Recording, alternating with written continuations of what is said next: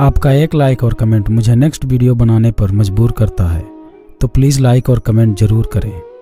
और अगर आप चैनल पर नए हैं तो चैनल को सब्सक्राइब करना ना भूलें और साथ ही में बेल आइकन को प्रेस करके नोटिफिकेशन को ऑल पे सेट करें, ताकि आपको हर वीडियो का नोटिफिकेशन मिलता रहे जैसे ही हम एक नया वीडियो अपलोड करते हैं।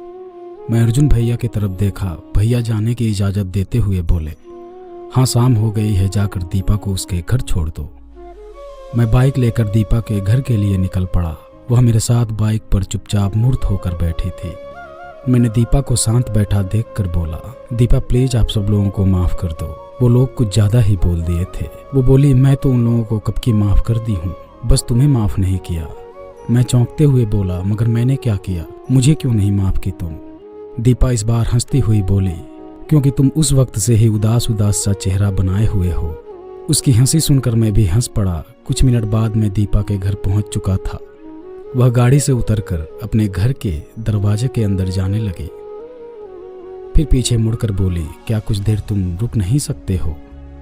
मैं उसकी आंखों की ओर देखा, फिर मुस्कुरा कर बोला, अगर तुम कहो तो सारी उम्र यहीं रुक जाता हूँ। मैं बाइक को दरवाजे के पास डबल स्टैंड पर खड़ा करके उसके घर के अंदर चला गया। उस वक्त दीपा के भाई घर पर नहीं थे। दीपा का घर कोई महलों जैसा तो नहीं था, मगर काफ़ी बड़ा और काफ़ी पुराना था। उसके घर के दीवारों के रंग तक उतर चुके थे। दीपा के भैया दूध का बिजनेस किया करते थे। उसके घर के अंदर बहुत बड़ी गौशाला बनी हुई थी, जिसमें लगभग 20 से 25 गाय भैंसे थे। उसके घर और गौशाला के चारों ओर 6 फीट ऊंची दीवार से बाउंड्री की हुई थी, जिसके ऊपरी हिस्से कांटेदार तार से घिरे हुए थे। उसके अंदर ही एक छोटी सी खेतनुमा बागीचा था, जिसमें आम नींबू के पौधे के अलावा घास फूल लगे थे। कुल मिलाकर यह घर कम मैदान अधिक लग रहा था, मगर आगे का हिस्सा देखकर एक अच्छी खासी पुरानी हवेली कहना गलत नहीं हो सकता था। वैसे मैं दीपा के घर तक कई बार छोड़ने गया था, मगर उसके घर के अंदर उस दिन पहली बार गया था।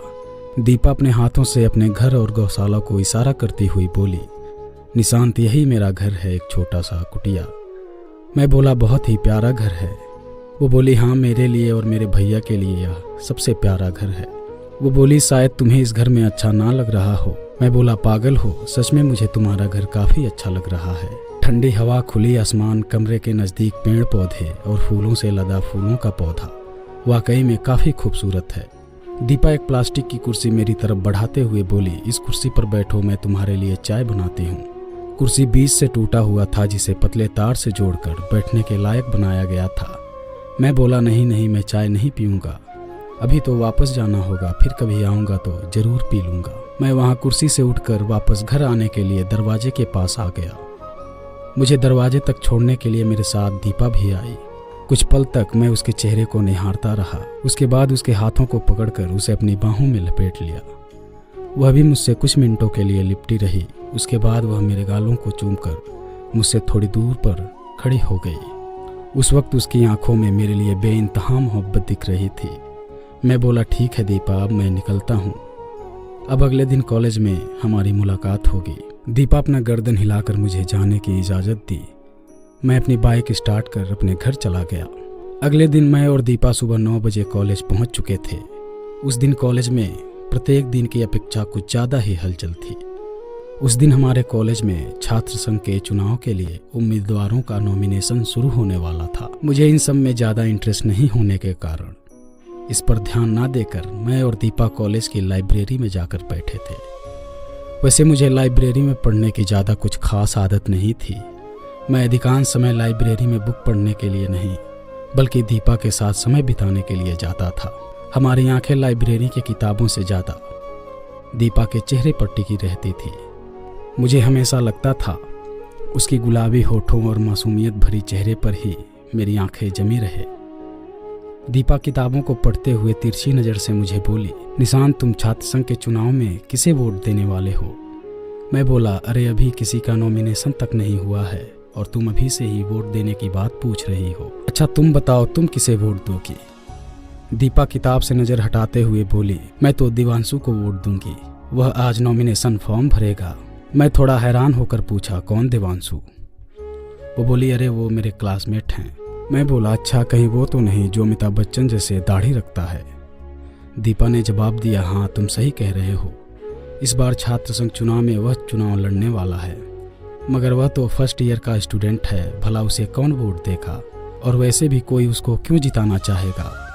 अगर गलती से वह चुनाव जीत जाएगा तो कॉलेज में क्या कर लेगा? उसे अभी कॉलेज की कमियों खूबियों के बारे में कुछ जानकारी नहीं होगी। इसके जगह पर अगर कोई सीनियर स्टूडेंट छात्र संघ चुनाव जीतता है तो वह कॉलेज में कुछ ज़्यादा बदलाव भी दिला सकता है। आधे घंटे बाद लाइब्रेरी से हम दोनों अपने अपने क्लासरूम में चले गए। उधर दीपा अपने क्लासरूम में थी, मगर दीपा द्वारा देवांशु के पक्ष में बोलना और उसको सपोर्ट करने वाली बातें मेरे दिल में चुभ रही थी। मुझे समझ में नहीं आ रहा था आखिर दीपा हमेशा देवांशु को लेकर इतना पॉजिटिव क्यों रहती है, जबकि वह दिखने में एक नंबर का अयास और बाप का बिगड़ा औलाद लगता है।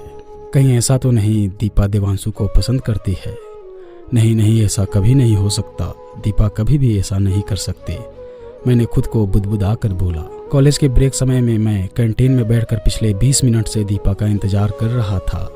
आज ऐसा पहली बार हो रहा था कि मुझे कैंटीन में बैठकर दीपा का इंतजार करना पड़ रहा है, वरना ऐसा कभी नहीं हुआ हो कि कॉलेज के ब्रेक के समय दीपा अपने क्लासरूम से बाहर कैंटीन में आकर मेरे साथ ना बैठी हो। मैंने दीपा के नंबर पर कॉल किया, बोला, हेलो दीपा, यार तुम अपने क्लासरूम से बाहर नहीं आओगी क्या? मैं पिछले आधे घंटे से तुम्हारा ही इंतजार कर रहा हूँ। वो बोली, सॉरी निशांत, आज मैं कैंटीन नहीं आ पाऊंगी, मुझे कुछ काम है। ये बोलकर दीपा कॉल को डिस्कनेक्ट कर दी। मैं दीपा की इस बिहेवियर से काफ़ी दुखी हो गया। मुझे समझ नहीं आ रहा था आखिर दीपा अचानक से ऐसा बिहेव क्यों कर रही है। खैर अब ब्रेक खत्म हो चुकी थी, मैं फिर से अपने क्लासरूम में चला गया। उस दिन जब कॉलेज खत्म हुई तो मैं कॉलेज में दीपा का इंतजार करने के बजाय मैं सीधा अपने घर चला गया। कॉलेज में छुट्टी होने के बाद दीपा मुझे कई बार कॉल की, मगर मैंने उसके किसी भी कॉल का कोई जवाब नहीं दिया। मैं उस वक्त काफ़ी बुरा फील कर रहा था। ब्रेक टाइम में इस तरह से दीपा द्वारा मुझे इग्नोर करने वाली बात सहज से मेरे गले के नीचे नहीं उतर रही थी। कभी कभी तो ऐसा लग रहा था जैसे वह मेरे घर पर हुई चोरी के घटना वाली बात को लेकर अभी तक मेरे घर वालों से और मुझसे रूठी हुई है। मगर फिर दूसरे ही पल ख्याल आता, कहीं ऐसा तो नहीं अब वह देवांशु के करीब जा रही है। और जैसे ही ये ख्याल मेरे दिमाग में आता मैं परेशान हो उठता। जब मैंने व्हाट्सएप खोला तो देखा दीपा के 100 से अधिक मैसेज आ चुके थे और सब मैसेज में वह सिर्फ यही पूछ रही थी, निशांत तुम्हें क्या हुआ है, तुम इतने नाराज क्यों हो, कोई दिक्कत है तो बताओ। और इसी तरह के कई सारे मैसेज भरे पड़े थे। मैंने लगभग 9 बजे रात में उसे कॉल का जवाब दिया। मैं बहुत धीमी स्वर में बोला, हेलो।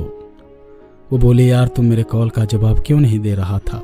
मैं तुम्हें कॉल करके परेशान हुई जा रही थी और तुम मुझे जवाब देना जरूरी ही नहीं समझ रहे थे। मैं उदासीन आवाज़ में बोला, नहीं ऐसी कोई बात नहीं है, बस थोड़ा बिजी था जिसके वजह से कॉल या मैसेज का जवाब नहीं दे पा रहा था। वो बोली, यार मैं तो डर ही गई थी, कहीं तुम मुझसे नाराज़ तो नहीं हो गए। मैं बोला, भला मैं तुमसे कैसे नाराज़ हो सकता हूँ, तुम तो जानती हो तुमसे एक पल की दूरी भी मेरे लिए गवारा लगता है। जब आप किसी से प्यार करते हो तो आप उससे चाहे लाख नाराज़गी कर लो, उससे दूर जाने की कई हथकंडे आजमा लो, मगर आप जैसे ही कभी उसके सामने हो जाओगे या उससे एक पल के लिए भी बात कर लोगे तो पहले से चली आ रही नाराज़गी या बरसों की दूरी पल भर में ही दूर हो जाती है। मेरे साथ भी कुछ ऐसा ही हुआ। मैं दीपा से उस दिन नाराज़ था। उसकी सैकड़ों कॉल मैसेज का मैंने कोई जवाब नहीं दिया, लेकिन जैसे ही उसने थोड़ी सी बात कर ली सारी नाराज़गी खत्म हो गई थी। उसके बाद हम दोनों के बीच लगातार कई घंटे बातें हुई और हम दोनों फिर से नॉर्मल हो गए। फिर अचानक मैंने दीपा से पूछा, दीपा तुम कॉलेज की ब्रेक टाइम में कहाँ थी? यार मैं कैंटीन में तुम्हारा वेट करता ही रह गया, मगर तुम आए ही नहीं। वो बोली, वो सॉरी, मैं तो तुम्हें बताना ही भूल गई थी। पता है आज कॉलेज में मेरे क्लासमेट देवांशु छात्र संघ चुनाव के लिए नॉमिनेशन फॉर्म भर दिया है। आज मैं और मेरी पूरी क्लास देवांशु के साथ ही चुनाव जीतने के लिए कुछ रणनीति बना रहे थे। यही वजह था कि मैं तुम्हारे साथ कैंटीन में नहीं आ पाई थी। सॉरी निशांत। मैं बोला, ओके कोई बात नहीं। दीपा को कैंटीन में ना आ पाने से जितना बुरा लग रहा था उस वक्त मुझे उससे कहीं ज़्यादा बुरा उसके मुंह से यह सुन के लग रहा था कि वह देवांशु की वजह से कैंटीन में नहीं आ पाई थी। इसके बाद हम दोनों के बीच लगभग आधे घंटे और बात हुई। उसके बाद गुड नाइट बोलकर दोनों सोने चले गए। मैं बिस्तर पर सोने तो जरूर चला गया था, मगर मुझे बिस्तर पर बिल्कुल भी नींद नहीं आ रही थी। मुझे दीपा के मुंह से बार बार देवांशु का नाम सुनना मेरे दिल को बिल्कुल रास नहीं आ रहा था। वैसे दीपा और देवांशु के बारे में मैंने आज तक ऐसी कोई बात नहीं सुनी थी जिससे मुझे चिंता करने की ज़रूरत थी, मगर फिर भी देवांशु के कारण मेरा दिल हमेशा असहज महसूस करता था। अगले दिन सुबह मैं कॉलेज जाने के लिए तैयार हो रहा था। नहाने के बाद मैं दीपा की पसंदीदा कलर की वाइट शर्ट और ब्लैक जीन्स पहन रखा था। वैसे ये कलर अब सिर्फ दीपा की ही पसंदीदा नहीं रह गई थी, बल्कि वाइट और ब्लैक कलर मेरा भी पसंदीदा रंग बन चुका था। किसी ने सच कहा है, प्यार में हमेशा दोनों के पसंद नापसंद एक जैसे ही होते हैं। आप या तो अपने प्रेमी के पसंद को अपना पसंद बना लेते हैं या फिर उसकी पसंद की पसंद बन जाते हैं। मगर यह भी प्रचलित है कि प्यार करने वाले लोग हमेशा एक जैसी सोच रखने वाले लोगों की तरफ ही आकर्षित होते हैं। अब ये दोनों बातें कितना सच है या फिर कितना गलत है, यह तो मुझे मालूम नहीं है, मगर दीपा और मेरी पसंद नापसंद काफ़ी हद तक मिलती थी। मैंने कपड़े पहने, उस पर जोरदार खुशबू वाला इत्र लगाकर अपने कमरे से बाहर निकला। कमरे से बाहर निकलते ही मुझे भाभी मजाक से बोली, क्या बात है, आज तो बड़ा हैंडसम बनकर कॉलेज जा रहे हैं, किसी को प्रपोज करने का इरादा है क्या? मैं बोला, अरे नहीं भाभी, ऐसी कोई बात नहीं है। वैसे भी हम जैसे सीधे साधे लड़के को कोई लड़की भाव ही नहीं देती है। भाभी मुस्कुराती हुई बोली, मुझे तो लगता है कि लड़कियां आपके पीछे तितली बनकर घूमती होंगी। मैं बोला, ऐसा तो कभी नहीं हुआ, अगर ऐसी कोई लड़की रही तो आपको बता दूंगा। मैंने यह बोलकर बाहर निकल लेना ही उचित समझा, वरना वह धीरे धीरे कहीं दीपा तक न पहुंच जाए। मैंने नाश्ता किया और वहां से सीधे कॉलेज पहुंच गया। दीपा भी कॉलेज आ चुकी थी हमेशा की तरह। आज भी दीपा को कॉलेज छोड़कर उसके भैया वापस घर चले गए थे। मैं बोला, हाय दीपा, गुड मॉर्निंग। वो बोली, गुड मॉर्निंग मेरे छोटे बाबू। दीपा जब भी मेरे निकनेम छोटे से मुझे संबोधित करती थी तब मैं समझ जाता था कि दीपा आज बहुत अच्छे मूड में है। हम दोनों कॉलेज के मेन गेट से एक दूसरे के हाथ थामकर धीरे धीरे कॉलेज की बिल्डिंग की तरफ बातें करते हुए बढ़ने लगे। इस बीच हम दोनों के कई क्लासमेट हाय हेलो बोलकर जा रहे थे, जिसके कारण हम दोनों की बातचीत में खलन पड़ रही थी। हम कॉलेज के लाइब्रेरी की ओर आगे बढ़ रहे थे। उसी बीच देवांशु अपने कई दोस्तों के साथ वहां पहुंच गया और उसने दीपा से बोला, गुड मॉर्निंग दीपा। दीपा बोली, गुड मॉर्निंग देवांशु। देवांशु बोला, अपनी क्लासमेट और पार्टी के सभी मेंबर तुम्हारा ही इंतजार कर रहे हैं। दीपा खुश होते हुए बोली, कोई खास बात है क्या? क्या बात है, आज कॉलेज में लोग मेरा ही इंतजार सुबह से कर रहे हैं। उस वक्त दीपा देवांशु से बहुत खुश होकर बातें कर रही थी और मैं उसके बगल में एक अनजान व्यक्ति सा मूर्त जैसे चुपचाप खड़ा था। देवांशु बोला, अरे चुनाव प्रचार के लिए कुछ स्लोगन लिखना था। सब लोग स्लोगन लिखने के लिए कई लड़के लड़कियों का नाम सुझा रहे थे, लेकिन मैंने उन लोगों से साफ बोल रखा है, मेरी चुनाव प्रचार के लिए स्लोगन केवल दीपा ही लिखेगी, क्योंकि दीपा जैसी कोई स्लोगन लिख ही नहीं सकता। तब से वे लोग बेसब्री से तुम्हारा ही इंतजार कर रहे हैं।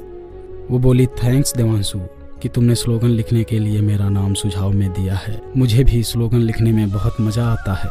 दीपा इतनी खुश होकर बोल रही थी जैसे वह भूल चुकी हो कि मैं भी उसके साथ हूँ। देवांशु बोला, ठीक है दीपा, क्लासरूम में चलो, कुछ मीटिंग करनी है। यह बोलकर देवांशु वहाँ से आगे बढ़ गया, लेकिन जाते वक्त मुझे अपनी दोनों आंखों से घूरता गया। उसकी इस हरकत से मेरा खून खौल गया था। मैं अच्छी तरह से जानता था कि वह दीपा को पसंद करता है और वह छात्र संघ चुनाव के बहाने दीपा के करीब जाना चाहता है। मुझे उस वक्त लगा कि दीपा को देवांशु से दूर रहने के लिए बोल दूं, मगर मैं नहीं चाहता था कि दीपा मेरे इस बातों का अलग मतलब निकालकर मुझसे नाराज हो जाए। इसलिए मैंने उस वक्त से कुछ नहीं बोला और हम दोनों अपने अपने क्लासरूम में चले गए। मैं क्लासरूम में बस यही सोच रहा था, कहीं अगर देवांशु सच में दीपा के करीब जाने में सफल हो जाएगा तो मेरा क्या होगा? मैं तो उसके बिना जी ही नहीं पाऊंगा। मगर मुझे अपनी मोहब्बत और दीपा पर पूरा यकीन था कि वह ऐसा कभी नहीं कर सकते। उस दिन के बाद दीपा अधिकांश समय देवांशु के चुनाव प्रचार में ही कॉलेज में इधर उधर बिजी रहने लगी थी। अब तो वह कई दिनों से कैंटीन में साथ बैठकर चाय तक भी नहीं पी थी। मुझे दीपा को देखकर ऐसा लगने लगा था कि यह चुनाव देवांशु नहीं बल्कि दीपा लड़ रही हो। हर जगह दीपा के लिए स्लोगन लगे हुए थे। कॉलेज में पूरी दीवार उसी से भरा पड़ा था। दीपा हमेशा इसी सब में बिजी रहने लगी थी और इधर दिन पर दिन देवांशु और मेरे बीच तकरार बढ़ती जा रही थी। एक दिन देवांशु मुझे कॉलेज के बाहर मिला और वह दीपा के बारे में कुछ ज़्यादा ही बातें कर रहा था, जिसके कारण मेरा खून खौल उठा था। आगे की कहानी मैं आपको नेक्स्ट वीडियो में बताऊंगा। उम्मीद करता हूं आपको ये कहानी पसंद आई होगी। अगर आपको ये कहानी पसंद आई हो तो वीडियो को लाइक, शेयर और हमारे चैनल को सब्सक्राइब जरूर कीजिएगा।